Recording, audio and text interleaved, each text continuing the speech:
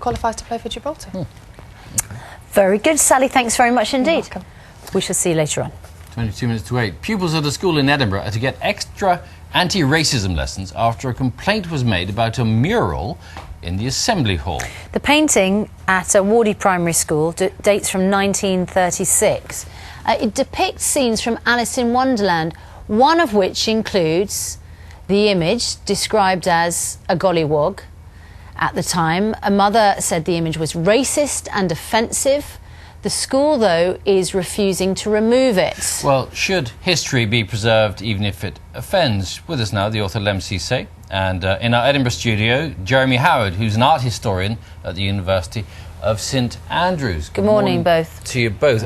This question applies to both of you. Let me start with you, Lem, I suppose. I mean, this picture's been there, this mural's been there for 80 years. Yes, yes. It's rather odd that only now someone seems to have found it offensive.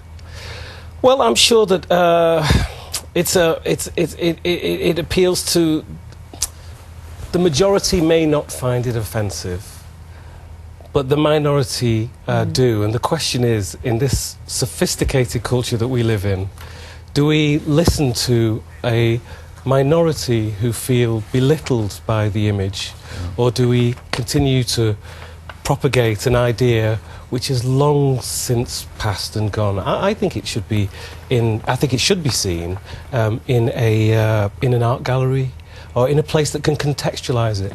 These are primary children, and the gollywog was invented so that children would see themselves, white children would see themselves to be superior to black children. It was invented in the as the Jim Crow laws were established in the Deep South by a woman called Florence Upton in a picture book series. The idea was that the gollywog represented a ignorant, untrustworthy black human being. This was at a time when people actually believed themselves to be superior if they were white. And the image is fascinating because the image has this poor girl, the white-skinned girl, Alice in Wonderland, and this sort of foreboding, this image of this doll, and she looks almost frightened. Okay. Well, let's put all of that to Jeremy Howard, who's an art historian at the University of St Andrews. It's a very sensitive image, Jeremy, and it clearly, for some people, has a very offensive history. So, does it have a place in a school?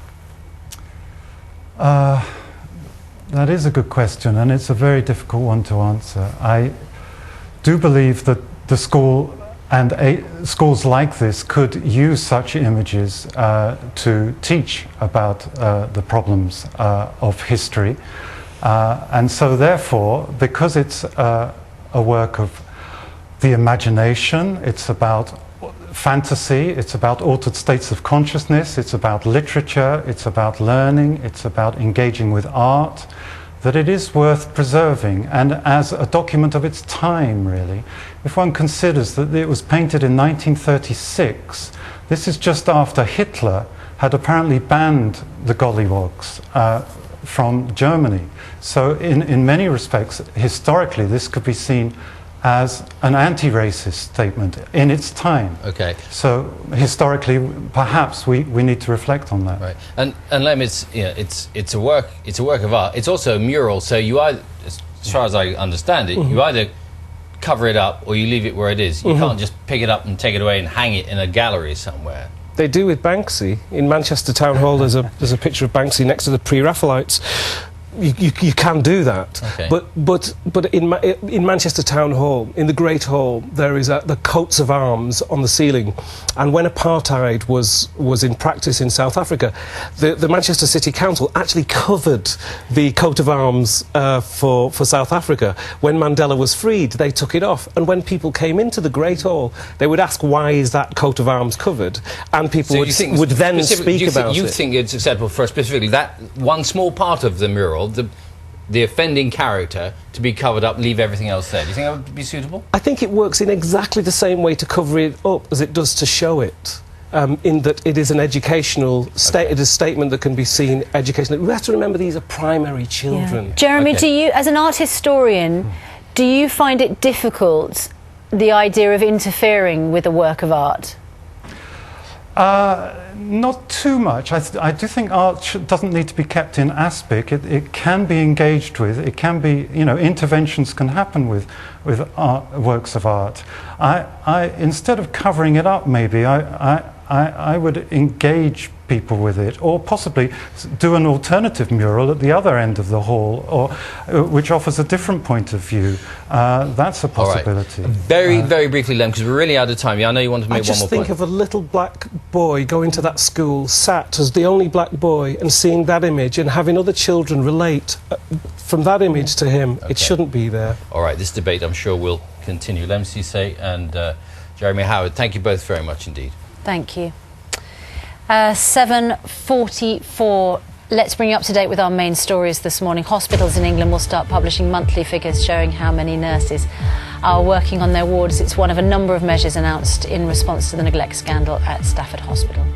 Wildlife and countryside groups have attacked the government's record on the environment, saying it's failing to protect nature. Ministers claim they're making progress. Winter's making progress, apparently. Carol has the forecast. Morning. Good morning. Yes, there is some lying snow on the ground this morning, Susanna, across some parts of the country, 5 centimetres across northern Scotland. We've also got some across Northern Ireland, parts of Northern England and around the Potteries as well, to name but a few places. Ice is another hazard this